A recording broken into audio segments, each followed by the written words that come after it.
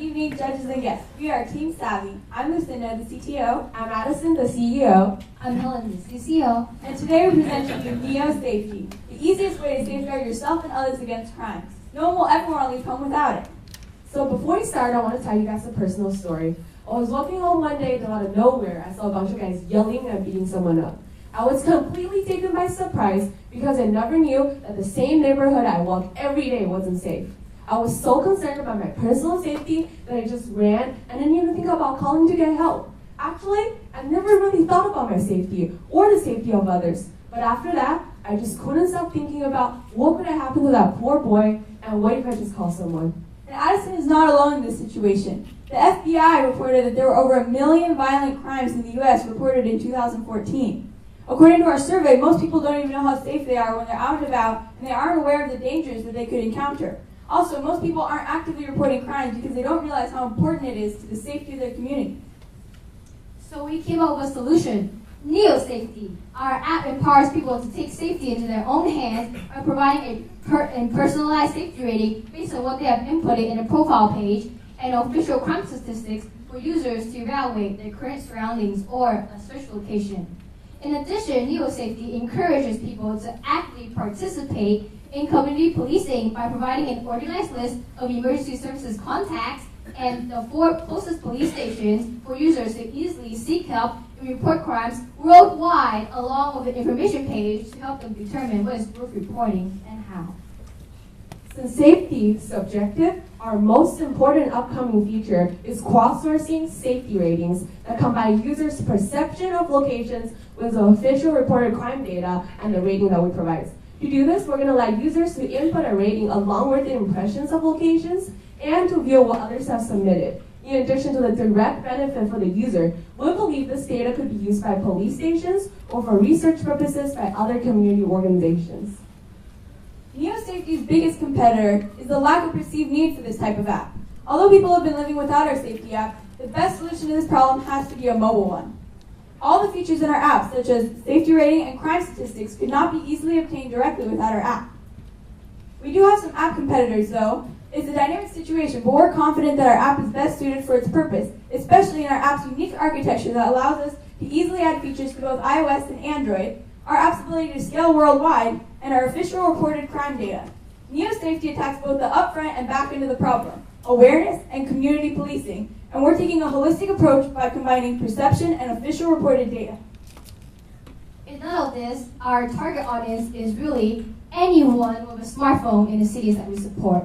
There are no physical limitations that would prevent us from reaching 100% of our available market. Our target audience includes 4 major categories of potential users: teens, adults, parents, and senior citizens, and we are not even taking into account of all the tourists that can utilize our app.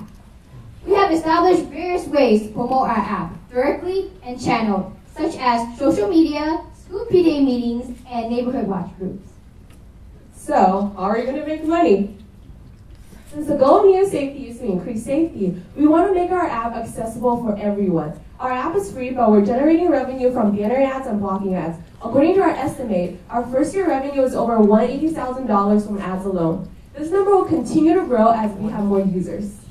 Some of our revenue will come from future premium features. We offer a $1.99 in-app purchase for more features such as safest route, heat map, and Uber lunch when you're in danger. We forecast 10% of all users will purchase these features, which will give us a revenue of over $130,000 in the first year alone. Through technology and innovation, we believe that we could make the world a safer place by encouraging people to have more awareness in crime levels and increase their involvement in fighting crime. We have started locally in the Bay Area, where we have started our nationwide expansion by including New York. With your help, we want to go worldwide. Please join us in this fight to build a new era of safer communities. Thank you for listening, and we're happy to answer any questions you might have.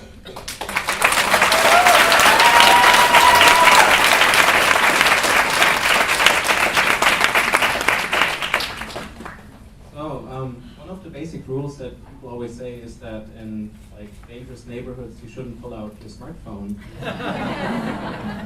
Any thoughts on how your app could warn people about dangerous situations without having you to look at your phone? Well, actually, one of our features is just search your location. So that feature is intended so that people will look at where they're going ahead of time. So then they have a general idea of how safe it's going to be and whether they should bring a friend or maybe have emergency contacts ready just for preparation. And another thing our app does, it gives you the closest police stations for you to report to. So whenever you're in danger, call them. And another thing I think a lot of people fail to realize is that 911 actually is sort of sometimes slower than calling the nearest police station because they have to figure out, first of all, where you are and they have to connect you to the local police. And another thing we're thinking about integrating in our app is Uber launch and emergency contacts for you to, in case of an emergency, actually get help. I have a technical question. So I noticed that you use PhoneGap as the framework for your app. Could you talk a little bit about why you chose that? All right. Yeah, we actually chose PhoneGap because it allows us to easily add features and we can deploy it to all, as you can see, you can put it on all the different stores. So we have it on the Apple Store and the Android Store right now. We can, and we're about to put it on the Android or on the Windows Store and on the BlackBerry Store.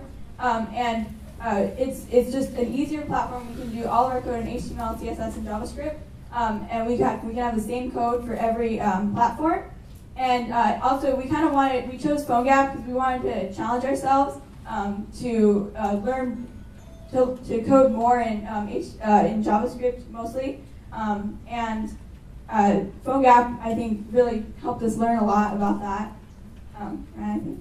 Yeah, so for MIT App Inventor, there are limitations and stuff you can't really exactly do how you plan to do. And a lot of features that Helen was drawing out with her artsy skills and everything, we just couldn't do on MIT App Inventor. So we thought PhoneGap was a great way to do exactly what we wanted the app to do and see the potential in our app.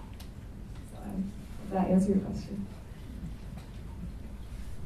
Great idea, by the way. I really like the product and the demo that you guys gave. My question is a little more on competition. I know you touched upon it briefly, but I'd love to understand how different is your product today from the other competitors that you have listed? Well, most of our other competitors, like the safety rating, that's something unique to us, and we actually made an algorithm for that. Also, a lot of our competitors, the UI wasn't very good, and also they had limited areas. Like one of our competitors was only for the UK, but our app we can expand worldwide. We just have to add more data. We just didn't have enough time to add all the cities and counties that we would like to, but we have the potential to go worldwide, whereas other apps are limited to certain areas.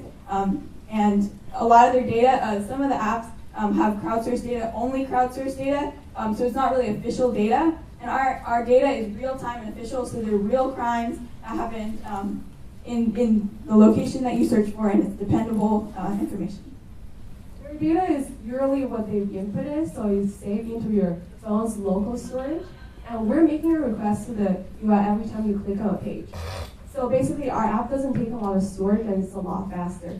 And we don't have to input these data, it would just update on itself. And some of the other problem our competitor had was that their app wasn't very consistent.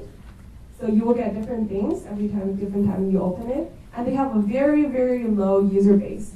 That's why we didn't even bother to include them in our available market, because the pie chart was just so tiny. It doesn't look good. So.